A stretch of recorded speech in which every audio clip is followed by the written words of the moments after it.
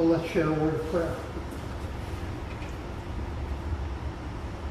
God of grace and God of glory, visit us during this hour with the power of your Holy Spirit to open our hearts to the reading and hearing and interpreting of your word,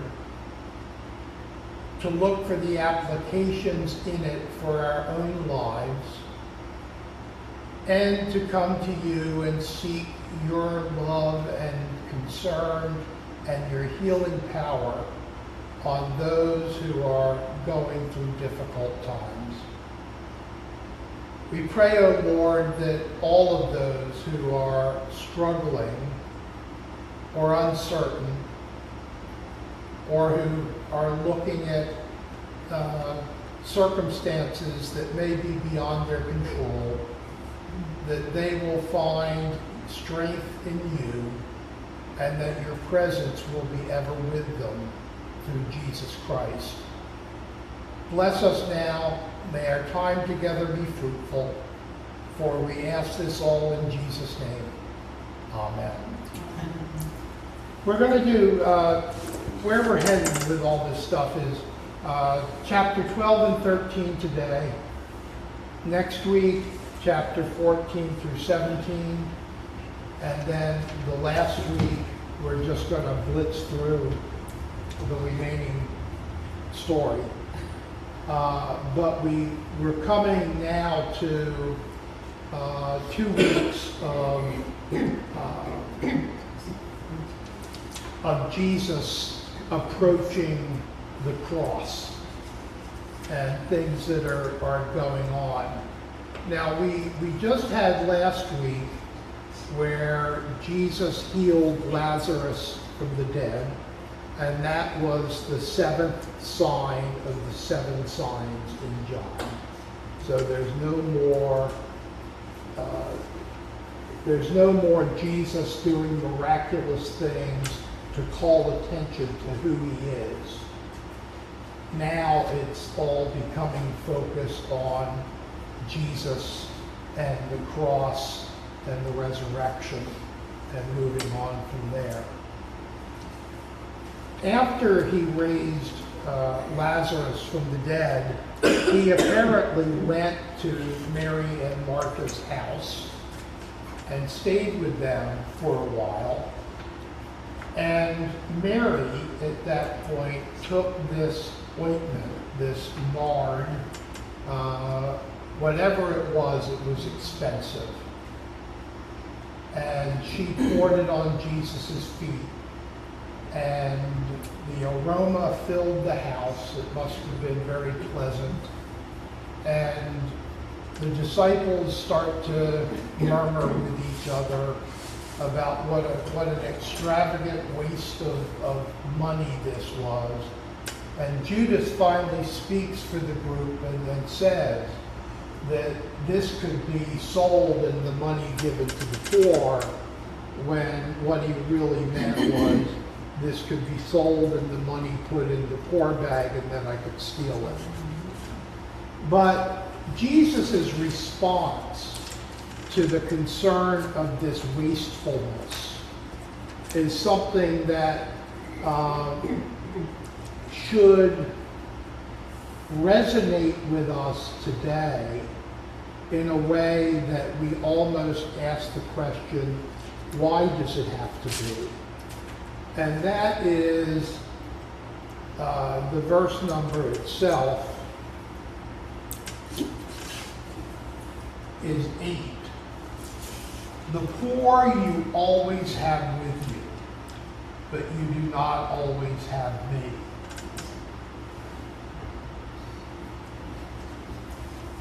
And maybe the question that a thoughtful disciple would have asked at that point is, well, why do we have poor?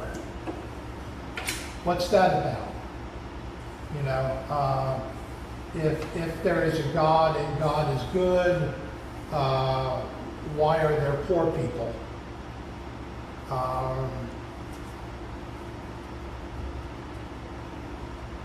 And doesn't God hear their cries for relief. Kind of like, who was that, Tevye, Fiddler on the Roof, if I were a rich man. He says something to the extent of, God, it's no shame being poor, but it's no great honor either. It seems to be that this is not only a statement to the disciples, but a prophecy about what the Christian church is going to be facing in the future. That the poor are always going to be part of the population, and the disciples, and hence us, have an obligation to do what we can to take care of them. Or he's saying we as the disciples are always going to have the poor with us, so why bother to try to do anything?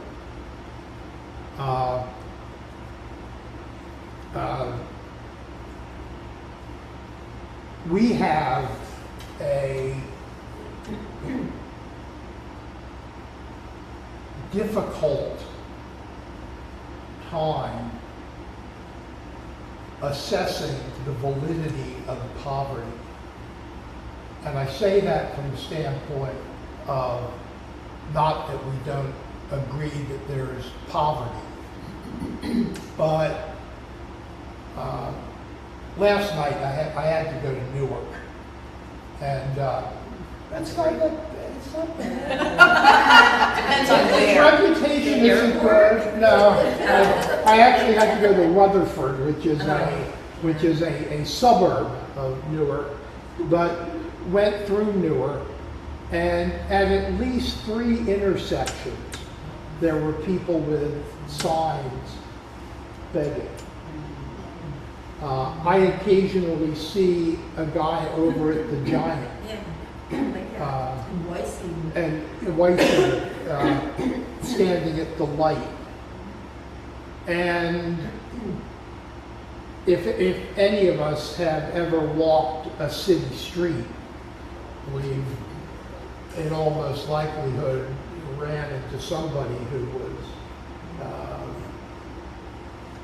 asking for help. And how do we actually deal with the poor versus what we feel the objective of the Christian faith should be? I know, particularly when I was in Easton, we had a group called Project, Protestant Jewish Catholic. And if anybody came to the church looking for financial assistance for something, the first question was, have you been to Project? And if they would say no, it would be go. Here's a note from me. If they said yes and they wouldn't help me, that was red flag as to why. But I would rather, in my own life, be accused of being a little gullible as opposed to not being generous enough. I was a little gullible. We went to New York City, and I can't remember who I was with. Got off the bus, went around a corner, and there were 2 people sitting there, and very, very, very thin, asking for money. And I thought, there was a sickness, so I gave them money, and then went somewhere. And when I came back around, here they were getting up and they were laughing and going over to the place. Well, you never know. You I mean, know, that's the problem, and I agree with you. I told this story about my daughter and I. We were at some sort of a campsite, and we had to go to the store, and there was a young man with a sign.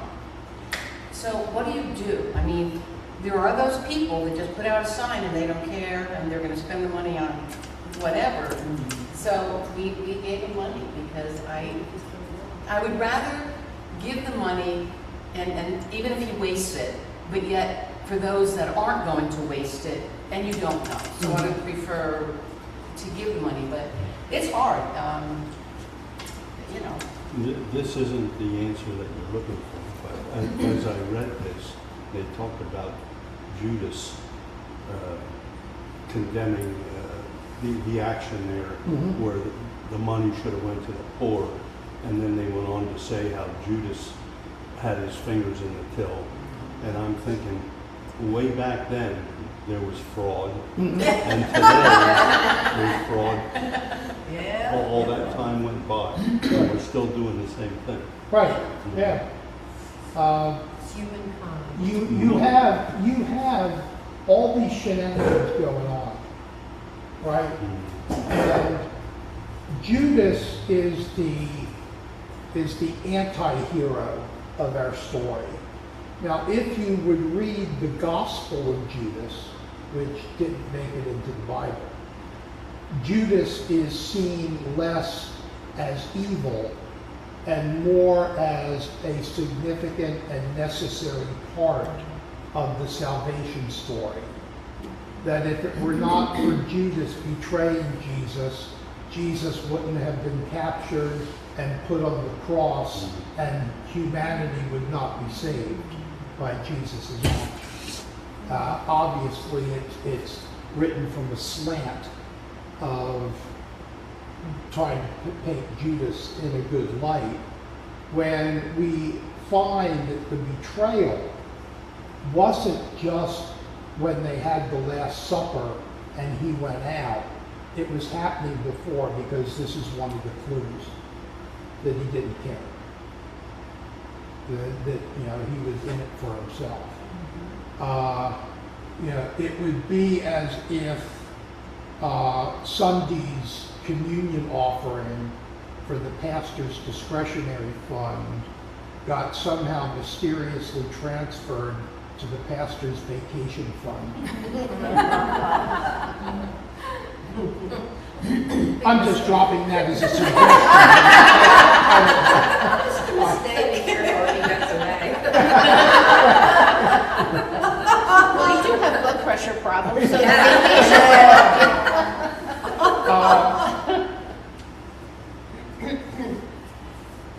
We live in a day and age where I think many of us are on red alert, that our level of trust towards others is less than it used to be.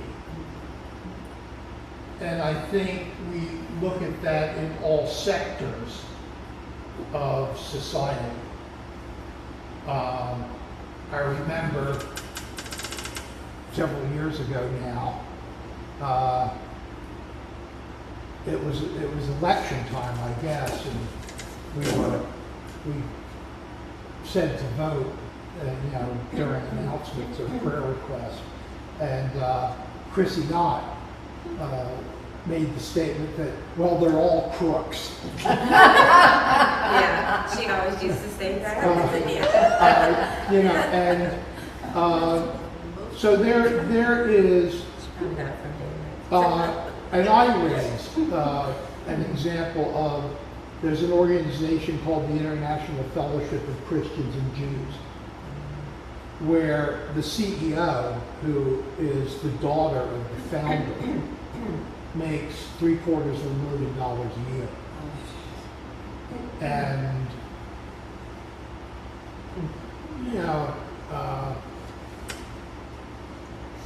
that makes me question. It's not, do they do good work or not, but it's too much of what I'm giving is going to one person. That's the trouble, you don't know. Type of thing.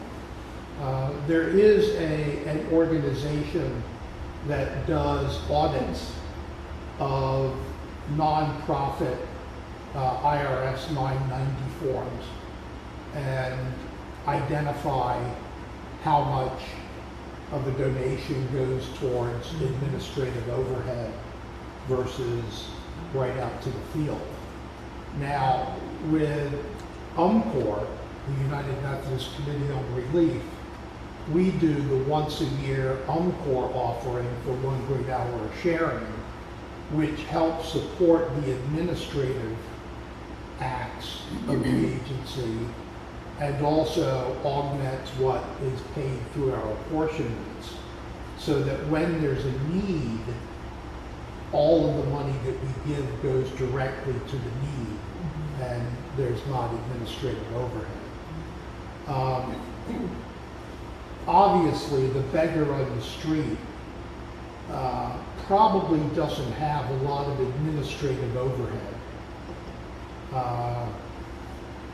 unless they're clearly in it as a scam, you know, when it's their salary. I was told that I should just go somewhere and get a sandwich and come back and give them Yeah. a sandwich And you know what? That is such a great idea. You know, that's what my mom used to do. That was kind of common when I was a little kid, that beggars would come to the door and ask for money. Did you say there was Hobos. the Hobos. hobos? Oh, yeah, my aunt Chrissy And used to Mom? talk about that. She lived on the railroad track. Mom, instead of giving them the money, would give them a sandwich. Yeah. Mhm. Yep. Yeah, and that's, you know, sometimes when we're dealing with the poor, we take the easy way out, which is to throw a couple of bucks. You know, my obligation to you is now done. If I go out and buy you a meal and bring it to you, gee, I better be careful or I'm going to start developing a relationship with you. And that is even riskier than losing a couple of bucks. And, you know, I think we struggle with,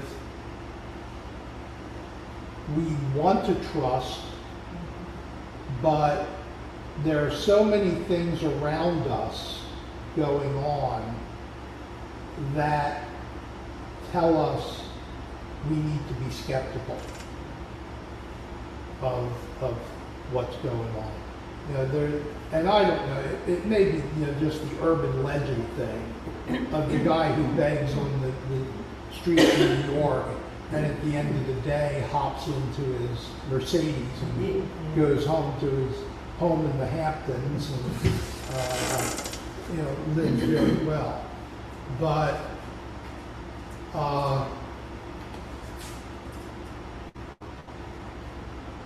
we have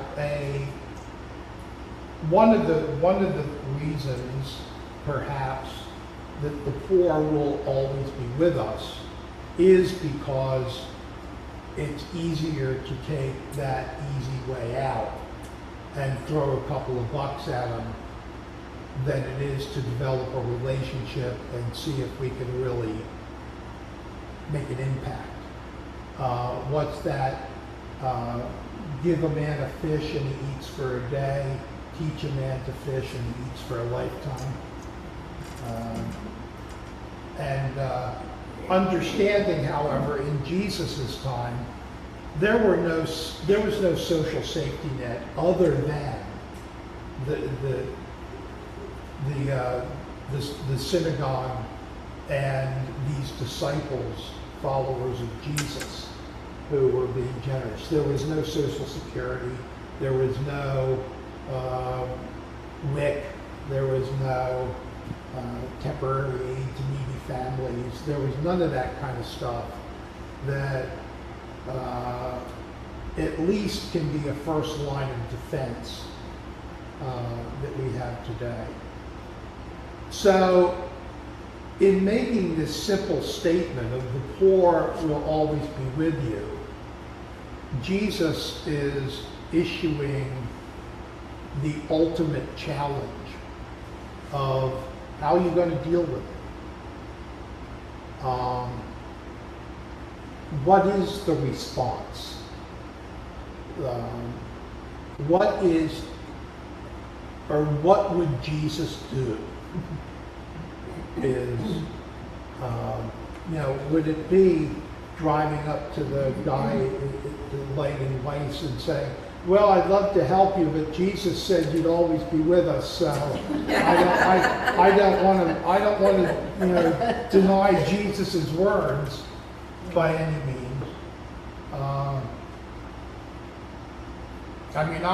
Quite frankly, when I would roll up to the stoplight in Newark, I was just hoping it would turn green. You used to have the guys that wanted to wash your windshield. Windshield, yeah. Yeah. Usually with an oily rag that would leave it in worse shape than it. There used to be a guy off of Delaware Avenue in Philadelphia when you would get off I-95, and he was there, and he had this rag that looked like it hadn't been washed since World War II. And he'd come over and clean your window and then expect a little bit of a tip. Again, Tom, you could always just tell him you paid money for a book. But that goes along with Jane's experience in New York. For people in the small town, I can relate to that, going to Philadelphia as a young person, and it really opens your eyes as to what might be happening there. In that case, what are these people doing with the money? They take it to a barroom, or are you actually helping them out? Yeah. And I'm wondering too, like back in Jesus' time, maybe everybody knew the poor people. Maybe the world was a little small, and they could tell who really needed it more than not. I think the people of today, I think a lot of people, maybe it's because they don't care, I don't think they're aware. And I don't think they see it that much. I remember we went to New York City, my oldest granddaughter Bailey, I don't know, maybe she was 16 or something, and we went into Woody Park, anyway, when you get in the city, and we were walking through the parking area, and there was a homeless man who was sleeping. Well, she started to cry. It was like, this was terrible for her. And you know what they did in school one time? I forgot about this. It was either her or Riley. And then the point was, who has and who has not. And they took the class, and I don't remember exactly how it worked. Half of the class got food, and the other half of the class did not. So you have so what do you do with that?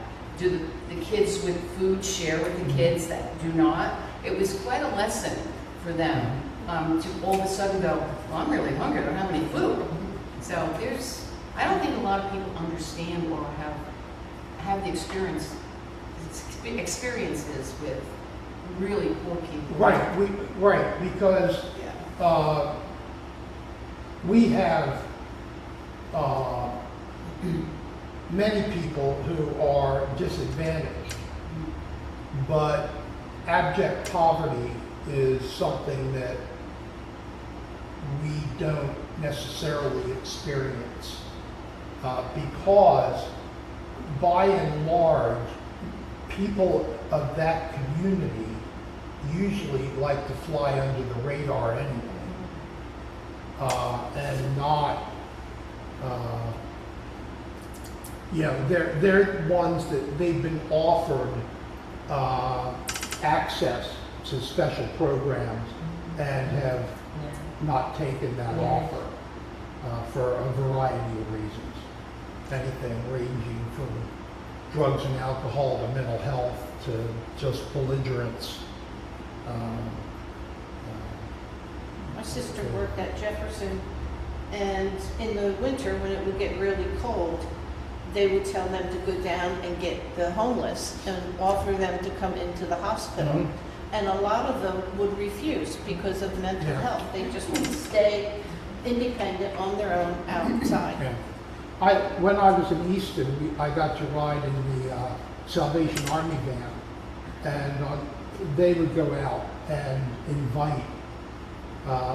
They had a good handle on where the homeless were, and they would invite to spend the night. The shelters tended to relax their rules on very cold nights, where during better weather, there are strict expectations. I didn't know about that, but my nephew, he's living alone in Missouri, no, Illinois by himself. Well, he has to, he's on parole.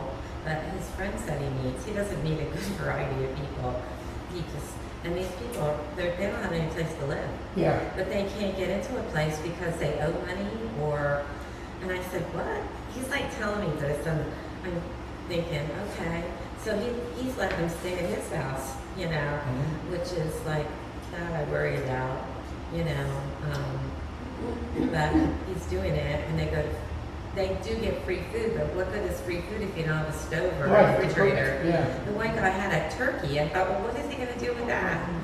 He had a car. Now he doesn't have a car. Somebody stole his car. Oh, wow. So, and the police, what are they going to do? There wasn't that much of a car anyhow, but because that's another bad thing. They might have money, but they don't have any transportation anywhere to get anywhere. So they have to, I don't know. It's big. My kid is doing okay. I don't know how, but he is. And we're faced in certain situations where we have the working poor who live in their cars because they're working 40 hours a week, but it's not at a sustainable wage to be able to live independently. And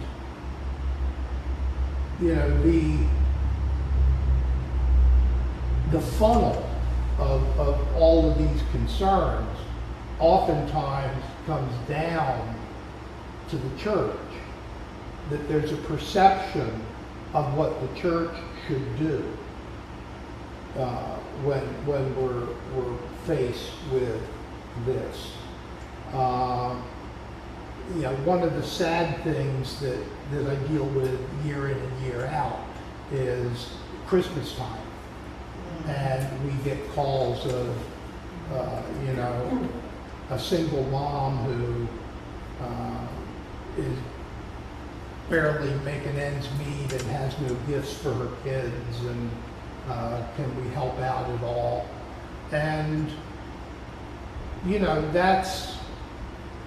that is a reality of what goes on in our community. Newton used to have a program, I can't remember what it's called, because we had a large church, and downstairs there were a lot of rooms. And people would come and stay at the church. We had cots and stuff downstairs, and we would provide breakfast and transportation. Some of them worked, some of them did not. And we didn't have showers, but other churches did. So they would come and stay with us, and we would feed them. And some of them would go to work, and then I guess it was the next week or a few days, they would go to another church. And one of the women, she was so sweet, she'd been in the program for a while, and she was able to save enough money to get her own apartment. She was so excited that she saved all of her money that she made because she was in this program. And there was a young couple, they had a baby or a small child. They were living under a tractor trailer. So this organization, we took them in. Well, he wouldn't conform to the rules. So they kept her and the baby, and they threw him out. But it was a great program. Was that Family Promise? Yes, Family Promise. And, and they could never be alone in the church, so we would volunteer. And interestingly, I had to sleep in the sanctuary one time. I found that very scary. It was kind of a scary place because I slept in the sanctuary. But it was a great program, and so many people like this woman could save and could move on and could have a better life But it takes a huge amount of people and resources to do that. And look how much the rent is. I mean, my nephew has to pay $700 for a little Yeah. tiny dinky. Yeah. He gets help from my brother and his mom. I mean, that's the only way. I don't even know where he would be if I don't. My if he has to stay there. granddaughter, $1,500 a month, she's working 2 jobs. Yeah. It's, and it used to be that in Easton, places like the Lafayette Hotel and Hotel Hampton were affordable. You know, they weren't great places, but they were affordable, and they're not even affordable. It's a problem. And so, you know, that's a dilemma that we're always going to be dealing with. And my commentary on that is the most inappropriate thing is to assume that anybody who's begging is scamming. I'm sorry. Scamming. Oh, If I get to the point where my default mechanism is that you're just trying to scam me, then I forfeit the opportunity to be of help to somebody who really needs it. And if I'm scammed, I can always fall back on the idea that it was my intent that was the important thing. If somebody, if you scammed me, you know, fool me once, shame on you. Fool me twice, shame on me. You know, fool me 3 times, shame on you. Well, you know, whatever. If my intent is pure, then that's what God sees. And I need to leave it up to God to judge the one who is the scammer. Anyway, let's move on to chapter 13 in the foot washing, because that's another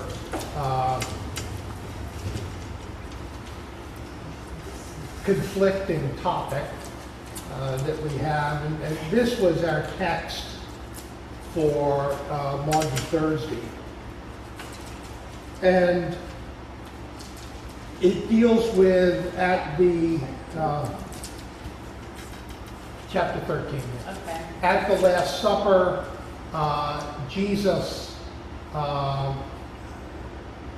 begins to wash the disciples' feet. We have that issue with Peter, who says, no, no, no. And then Jesus says, well, I have to do it. And Peter says, then wash my whole body, because Peter always does stupid stuff. And as I mentioned, and I've mentioned it in different settings, I've done foot washings, and they're extremely uncomfortable. Yeah. I don't necessarily feel the need to do them again at this point. And for the one who is doing the washing, there is a continuum that they may be on that varies somewhere between the extremes of humility and humiliation. And as a Christian, I'm sure that many of us try to adopt a certain sense of humility in life, but nobody wants to be humiliated. That is a thing that we might avoid at all costs if we can. Um, uh, we don't want to be seen as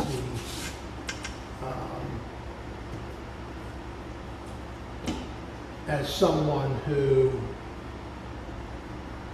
has to be the servant of the world. That humility is sort of an asset. Unless you're Elon Musk, who said that humility and empathy are not good characteristics to have. But humility is one of those basic qualifications of Christian discipleship. And that's what Jesus is really trying to teach his disciples. Because he says, as I have done for you, do for each other. And it seems as though what he's really trying to get across is have a healthy humility when you're dealing with each other. Maybe one of the areas that the disciples have occasional problems with is like James and John wanting to be sitting at the right and the left of Jesus and being therefore the greatest of the disciples. There may, and there probably was, a certain jockeying for position in the disciples to see who was Jesus' favorite son. And it could even be, one commentator was making the note that could it be that the reason Judas became a betrayer was because he could not become the disciple that Jesus actually loved and depended on, and he couldn't be satisfied with not being known as the best. So, and I think that it was an interesting couple of paragraphs that were used to try to explain this. Howard Collins gave a good definition of humility as being teachable, and I've used that. You know, humility is an acknowledgement that I don't know everything, and that it's okay for me not to know everything, that somebody else is allowed to know everything. So what is the answer? Where are the red letters in this one? I love him. If I have a question on my car, because I'm a mechanical less than a novice, I go to someone who has the answer. There are things that occur where people might come to me because they think I might have an answer or be qualified to provide an answer. If humility is remaining teachable, then the role of the disciples is not to go full speed ahead and become apostles or teachers before it's time to do that. That while Jesus is with them, they're still in a learning mode. They're like apprentices to Jesus. As disciples, then we're invited to be learners But then also there are times that we need to be teachers to those who may not be as ingrained in the faith as we are.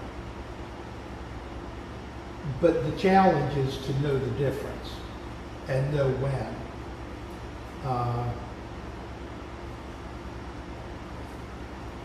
When do we say, here's what you do, versus, I don't know. And saying, I don't know, can be very freeing.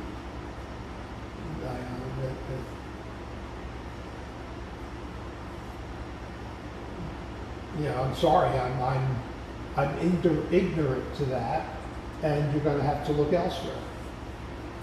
That's a good point, because I would think maybe all of us know people that can't say, I don't know. Yep.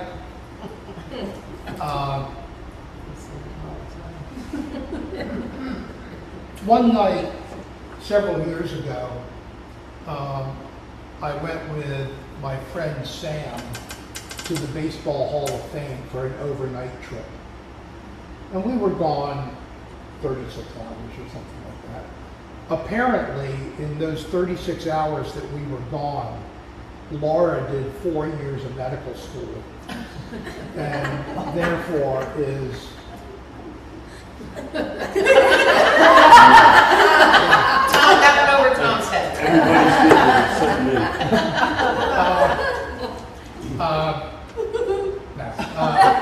So when we're looking at this, Jesus goes on to say in verse 34, a new commandment I give to you, that you love one another even as I have loved you, that you also love one another.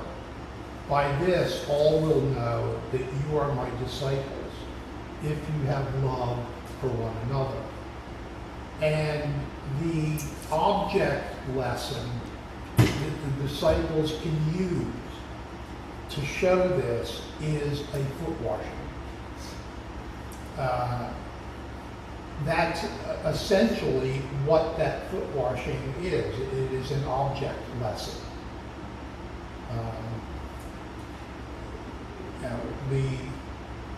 The foot washing. If you were visiting someone and they were a family of means, they would have a servant wash your feet. If they were just a run-of-the-mill family, the host would still wash your feet because you were, walking in your sandals on the dirty road, and it was a sign of hospitality. Well, the disciples were invited to do this as an outward and visible sign of this sense of humility and concern for each other. So how do we transfer that into this current age where we can demonstrate humility without it being strategic, so that people say, look how humble he is. He's such a fantastic person.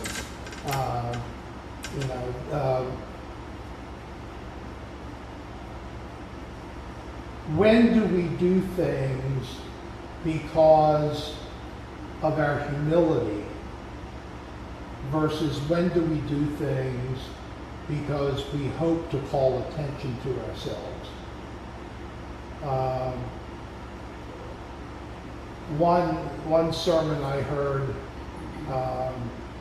when I was last year when I was going around doing charge conferences was based on that saying of do a random kind act. And he furthered it along to say, do a random kind act without being caught. And I was like, oh, that's a pretty powerful message, you know? It's like do the right thing because it's the right thing to do, not that it's going to get you anything. And I thought that was just a pretty cool sermon. I'll steal that somewhere along the line. But I'll start the sermon with quotation marks. Quotation marks.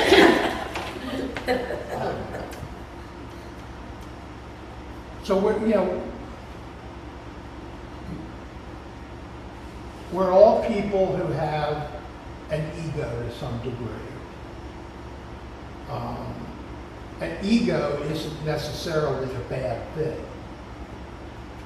A healthy ego is that we're able to look at ourselves for who we are, our pluses and our minuses, and we can accept who we are for what we are.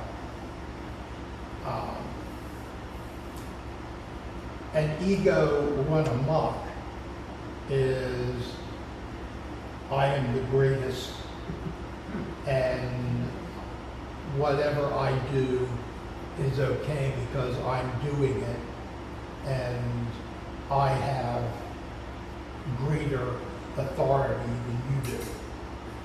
And I can tell everybody else what their minuses are. That would probably be a little arrogant. Although we do think it, don't we? Yeah. We certainly do think it at times. And, if I have a relationship with someone that is significant enough and they ask if I have noticed any flaw, perhaps I will say something in as constructive a manner as possible and hope for the best. When I was doing clinical pastoral education at Easton Hospital, one of the parts of the program was when all the chaplains would get together and we would have very heart-to-heart sessions about our work and how we were doing it. And it wasn't unusual for the supervisor to say, Dave, tell Shoshana one positive thing that she just said and one negative thing. Okay? So, and I like the saying that you can say what you mean and mean what you say, but you don't have to say it in a mean way. Right? That there's a difference between, I kind of see a different way that maybe you could approach this too. That's a lot different than you're stupid. And Constructive criticism can be difficult. it is. It depends on how the person takes it. Mm-hmm. You may have good intentions, but it doesn't always come across like that. And communication, successful communication, is me saying something to you in a way that you can hear it. Right. Not that you need to adjust your hearing in a way that I can say whatever I want. For example, we're challenged in this day and age as technology spirals that, I'm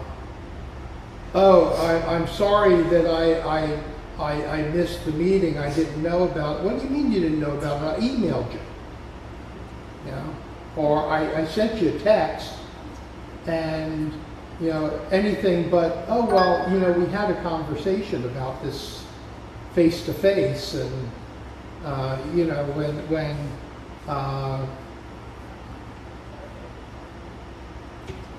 my means of communication 30 years ago was significantly limited compared to my means of communication today. So if I'm trying to communicate with someone, I need to be cognizant of how they best receive information. If I'm not, then I'm forcing them to adjust to me. And that puts me in a position where I feel that I'm superior. Texting is a bad idea. I don't like texting in a lot of contexts, because what you mean to say is not always how it comes out. Mhm. Yeah. And I think I told you a story. My boss said to me one day, he said, I just like text this person. He said, and I'm thinking about it now, maybe. So he read it to me, and I said, oh yeah. I said, you better like send another text. I said, because what you mean is not what came across. Well, So- and one of the things, when I'm face to face with somebody, they can hear emotion in my voice, Right. they can see it on my face, and my body language. When I'm using another means of communication, they can't necessarily sense what the emotion is that's spurring that on. You know, it would be if somebody texted me and said, Pastor Dave, I think that we should have a party after church on Sunday for somebody. And I just texted back and I would say, I don't think that's doable. Well, if you're on the other end, you're thinking, what do you mean it's not doable? Does that mean he doesn't like the idea? Does that mean that he's telling me it was stupid? You know, where if I have a conversation with you, all of that stuff can get fleshed out. And, you know, we might even say at times, I don't want to come across as being angry when we're going to say something that may be critical.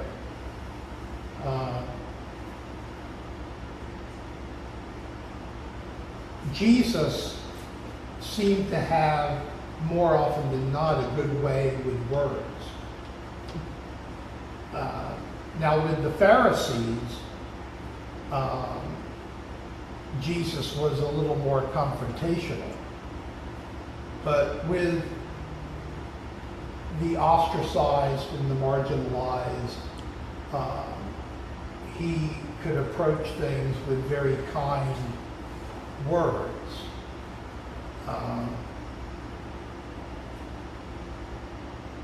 And it's part of relationship building.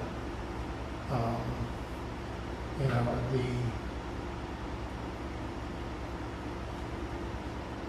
developing those communication skills. And what Jesus is really trying to get to, I think, in chapter 13 is another way of reciting the golden rule. You know, you would want people to treat you in a reasonable way, well, you treat them in a reasonable way. I washed your feet, so you can do that for others as a sign of this humility. Another definition of humility I like that I mess it up, but it is basically saying that being humble is you understanding your right size and right size, yeah, so that you're not too uppity, but it's also that you're not always playing that one down position of, oh, I can't do any, you know, attention whoring, which I see on Facebook. From, you know, oh, I'm a terrible mother. And then here come the response, no, you're not. And, you know, if you're lucky in that thread, somebody comes along and says, boy, did you hit the nail on the head.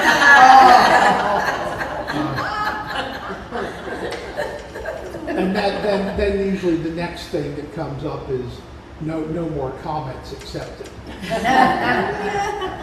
So that's chapter 12 and 13. We'll look at 14 through 17 next week. We're going to get into the triumphal entry and follow that through into chapter 14 is one of the more familiar to a lot of Christians because chapter 14 is used in our funeral rituals. And there's also parts of it that are left out that if you put them in would make it sound a little different, and we'll talk about that as well. So thank you all. Thank you.